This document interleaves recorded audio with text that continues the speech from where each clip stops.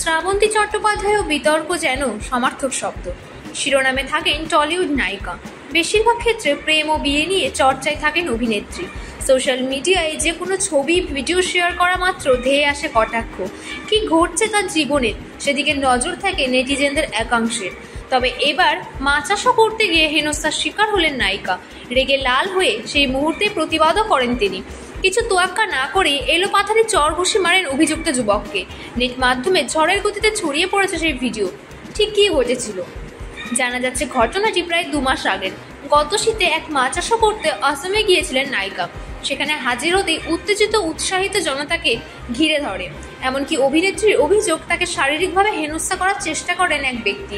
মেজাজ হারিয়ে অভিযুক্তকে চর মারেন তিনি, ঘুষিও মারতে গিয়েছিলেন। এরপর তাকে সামলে নিয়ে মঞ্চে নিয়ে যান নিরাপত্তারক্ষীরা। সংবাদ মাধ্যমকে শ্রাবন্তী বলেন, ব্যবস্থাপনা একেবারেই ভালো ছিল না, রাতও হয়ে গিয়েছিল। নিরাপত্তারক্ষী থাকলেও তা পর্যাপ্ত ছিল না। হঠাৎই ভিড় থেকে একটা হাত এগিয়ে আসে আমার দিকে, অশ্লীলভাবে ছোঁয়ার চেষ্টা করে। আমার 2 হাত বুকের কাছে ছিল। নয়তো ওর উদ্দেশ্য ঠিক কী তা আশা করি সকলে বুঝতে পারছে। সে সময় আর কিছু মাথায় ছিল না। হাতটা ধরে পাল্টা চর ঘুষিয়ে মেরে দিই। তারকা তো পরে, আগে তো আমি একজন মেয়ে।